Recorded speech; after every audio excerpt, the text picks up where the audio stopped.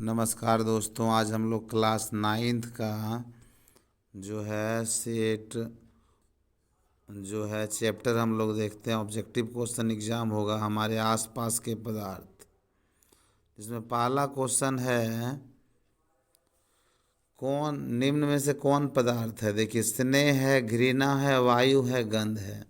स्नेह मतलब एक तरह का प्रेम होता है। गंध और वायु, गंध जो है और घृणा, ये सब हम लोग महसूस कर सकते हैं। जो स्थान पदार्थ जो होता है वो स्थान घिरता है, तो यहाँ सही जवाब इसका वायु होगा, याद रखिएगा। फिर दूसरा क्वेश्चन है निम्न में कौन पदार्थ है। निम्न में कौन पदार्थ है। गंध है, ठंडा है, प्रेम है या ठंडा पेय है। तो जो जगह घेरेगा, स्थान घेरेगा, वो आपका पदार्थ होगा। तो ठंडा पेय सही जवाब है। तीसरा क्वेश्चन को देखिए। तीसरा क्वेश्चन को देखिए, निम्न में कौन पदार्थ है।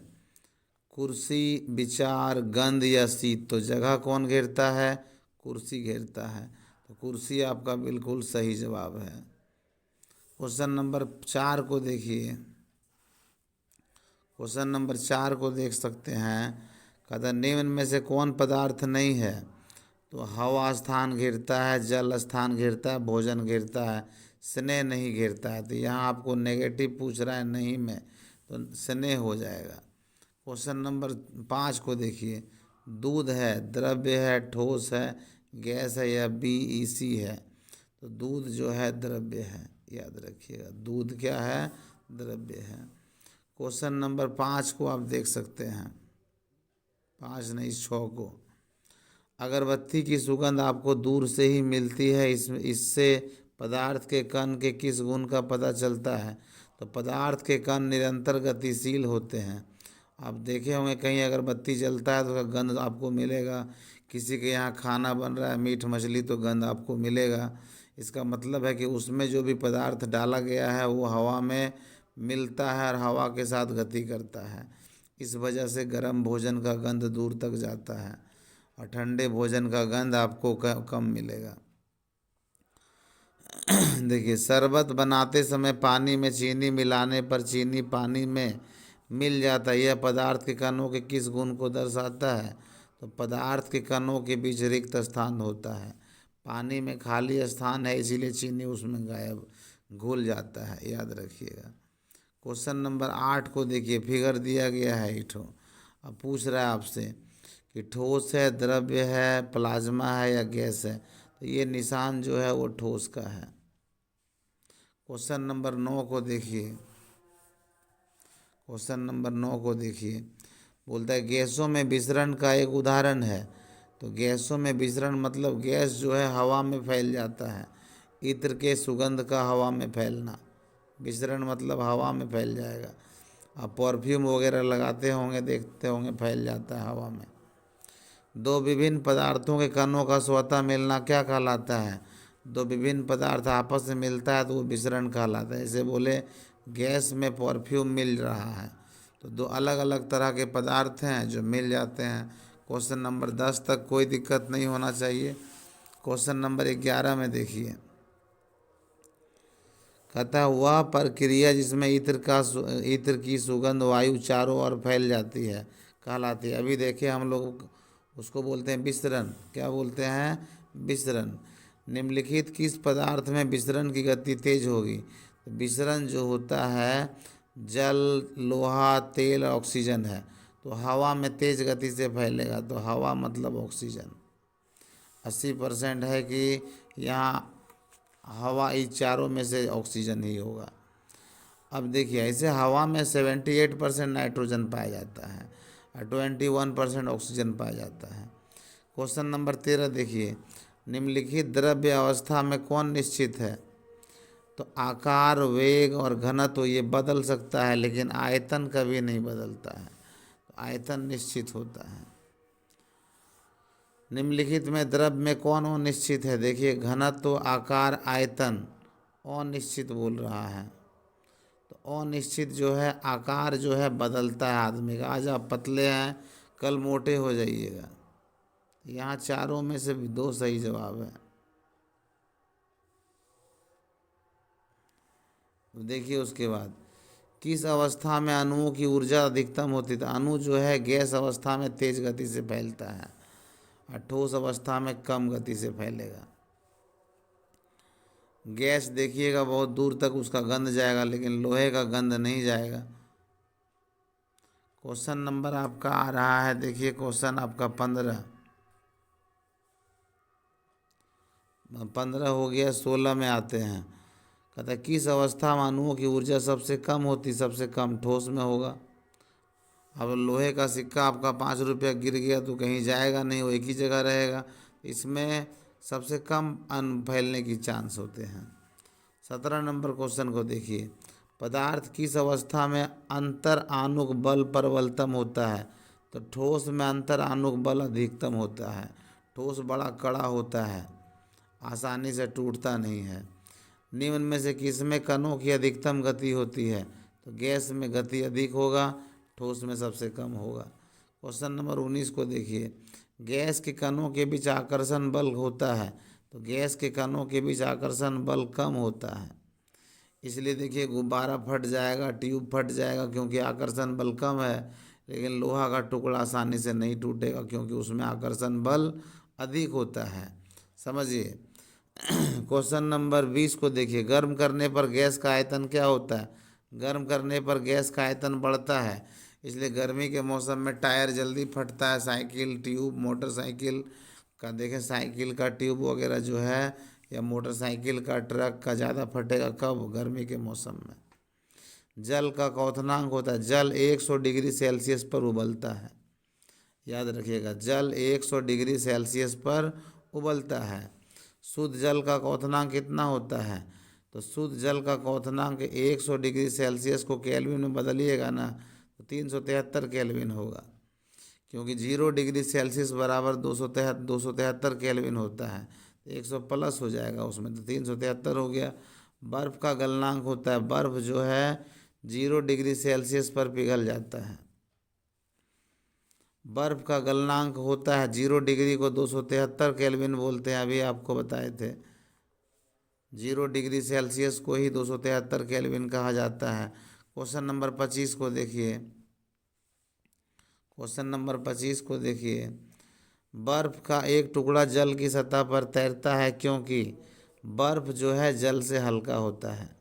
याद रखिएगा, 1/9 भाग पानी में डूब जाता है, बाकी 1/9 या 1/10 भाग पानी में डूबता है, बाकी तैरता है। याद रखिएगा, इम्पोर्टेंट है लेकिन याद रखना है। क्वेश्चन नंबर 200 केल्विन तापक्रम बराबर होता है, 200 केल्विन बोला है तो उसमें 273 डिग्री सेल्सियस 273 डिग्री घटाना है, तो क्या होगा उसका जवाब? -73 डिग्री सेल्सियस होगा, क्योंकि 0 डिग्री सेल्सियस बराबर होता है 273 केल्विन। तो उसमें 273 घटाएंगे तो सेल्सियस में आएगा, तो कितना बचेगा? -73 केल्विन। यहाँ तक क्लियर है। अगला क्वेश्चन नंबर 27 को देखिए, 300 केल्विन तापक्रम बराबर होता है, 300 केल्विन को अगर डिग्री सेल्सियस में बदलेंगे तो 300 केल्विन में 273 घटाएंगे तो कितना बचेगा? 27 डिग्री सेल्सियस। अब 573 केल्विन तापक्रम बराबर होता है, तो 573 में 273 घटाइएगा तो बचेगा कितना? 300 डिग्री सेल्सियस। बहुत आसान है। केल्विन को जब भी डिग्री सेल्सियस में बदलना है तो 273 घटाना है, और सेल्सियस को, डिग्री सेल्सियस को अगर केल्विन में बदलना है तो 273 जोड़ना है। यहाँ देखिए, 10 डिग्री सेल्सियस का तापक्रम बराबर होता है, 10 डिग्री में 273 जोड़िए तो कितना हो गया? 283 केल्विन। याद हो जाएगा। 25 डिग्री सेल्सियस किसके बराबर होता है? 273 जोड़िए 25 में तो कितना होगा? 298 केल्विन। 373 डिग्री सेल्सियस को बदलना है केल्विन में, 373 में 273 बदलेगा, जोड़ेंगे तो कितना हो जाएगा? 546 kelvin. Question number 0 degree Celsius बराबर होता है, 0 डिग्री सेल्सियस बराबर होता है 273 केल्विन। आपको याद रखना है, रोज़ आपको एक सेट मिल सकता है इसमें। गर्म भोजन या इत्र की गंध दूर तक किस कारण से फैलती है? तो कारण बोले फैलता है, विसरण गति होता है उसमें। 0 डिग्री सेल्सियस पर जल की भौतिक अवस्था क्या होगी? तो 0 डिग्री सेल्सियस पर पानी जो है बर्फ़ के रूप में रहता है। किस रूप में? हल्का हल्का पिघलता है। आइसक्रीम खाए होंगे, देखे होंगे कि नीचे से पिघलता है। आइसक्रीम कभी भी ऊपर से नहीं पिघलेगा। यही कारण है कि हिमालय बर्फ़ का पहाड़ है तो नीचे से पिघलता है और गंगा नदी बहती है उससे। 250 डिग्री सेल्सियस पर जल की भौतिक अवस्था क्या होगी? 100 डिग्री सेल्सियस पर पानी उबलता है तो 250 में सोचिए वो गैस बन के उड़ जाएगा, बहुत गर्म होगा। फिर देखिए, किसी तत्व के द्रव्यमान प्रति इकाई आयतन को क्या कहते हैं?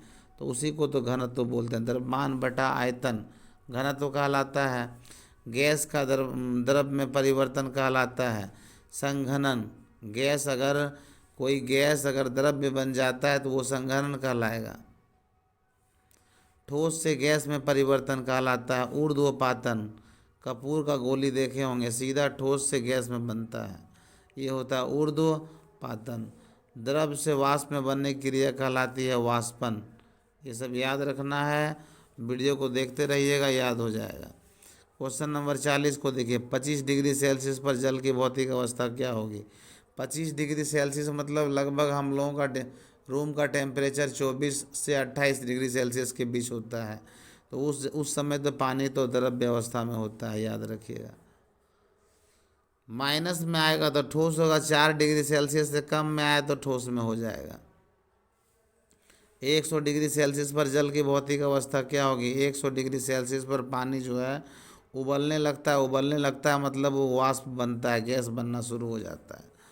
क्वेश्चन नंबर 42, जब वाष्प संघनित होता है तो वो क्या होता है? उसका ताप घट जाता है। जब वाष्प संघनित होगा, गैस अगर जम करके कोई ठोस का गोला बनाएगा या बर्फ़ बनेगा तो वो क्या होगा?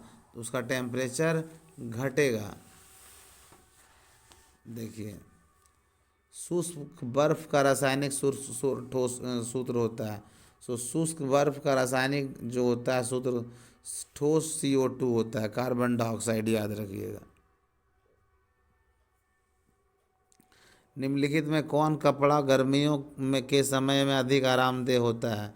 तो सूती का कपड़ा गर्मी में बड़ा आरामदायक होता है, क्योंकि पॉलिस्टर, सिल्क से ये सिंथेटिक ये सब पसीना नहीं सोखता है, ये पसीना को सोख लेता है। निम्न में किसके कारण गर्मियों में घड़े का जल ठंडा होता है? तो वाष्पीकरण। घड़ा में पतला पतला छेद होता है। घड़ा जो बनता है उसमें बालू लगा रहता है, मिट्टी रहता है, उससे हल्का हल्का पानी बाहर निकलता है और हवा के संपर्क में आने से पानी उड़ते रहता है, इसलिए वो ठंडा रहता है। ताप का SI मात्रक क्या है? ताप का SI मात्रक केल्विन होता है, याद रखना है। गुप्त ऊष्मा का मात्रक क्या होता है? गुप्त ऊष्मा का मात्रक होता है किलो जूल बटा किलोग्राम। किलो जूल बटा किलोग्राम, ये याद रखना है। निम्न में सबसे अधिक संपीड़ित कौन है? तो गैस है, याद रखिएगा, गैस है।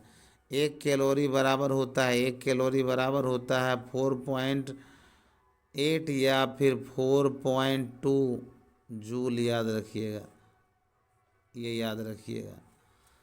वायुमंडलीय दाब पर 1 किलोग्राम ठोस को उसके गलनांक पर द्रव में बदलने के लिए जितनी उसमें ऊर्जा की आवश्यकता होती है उसे कहते हैं, उसे संगलन की गुप्त ऊष्मा कहते हैं, याद रखिएगा। उसको संगलन की गुप्त ऊष्मा कहा जाता है। अब देखिए, द्रव्य अवस्था में परिवर्तित हुए बिना ठोस अवस्था से सीधे गैस अवस्था में सीधे गैस और वापस ठोस में बदलने की प्रक्रिया कहलाती है ऊर्ध्वपातन। कौन पातन? याद रखिएगा, ऊर्ध्वपातन। क्वथनांक से कम ताप पर द्रव के वाष्प में परिवर्तित होने की प्रक्रिया क्या कहलाती है? वाष्पीकरण। बर्फ के गलन की गुप्त ऊष्मा होती है 335 किलो जूल बटा किलोग्राम, याद रखिएगा, 335 किलो जूल बटा किलोग्राम। द्रव के वाष्पन की गुप्त ऊष्मा होती है, यही बोले, 335 किलो जूल बटा किलोग्राम। ये 2260 किलो जूल बटा किलोग्राम होगा, ये इसका सही जवाब होगा। कौन तीव्रतर विसरित होता है? तो गैस, याद रखिएगा, गैस। प्रकृति में कौन सा पदार्थ ठोस, द्रव्य और गैस तीनों अवस्था में मिलता है? तो जल हम लोगों को तीनों अवस्था में पाया जाता है, ठोस भी, द्रव्य भी और गैस भी। याद रखिएगा। थोड़ा सा और क्वेश्चन है, एक दो और देख लेते हैं इसका, इस चैप्टर से। कहता है पदार्थ की किस अवस्था में अंतरानुक बल न्यूनतम होता है? तो गैस में अंतरानुक बल न्यूनतम होता है, इसलिए टायर ट्यूब फट जाता है। अधिक ठोस में होगा। सबसे कम घनत्व किसका है? पानी का, लोहा का, शहद का या रुई का? किसको आसानी से अलग कर सकते हैं? रुई को आसानी से अलग कर सकते हैं।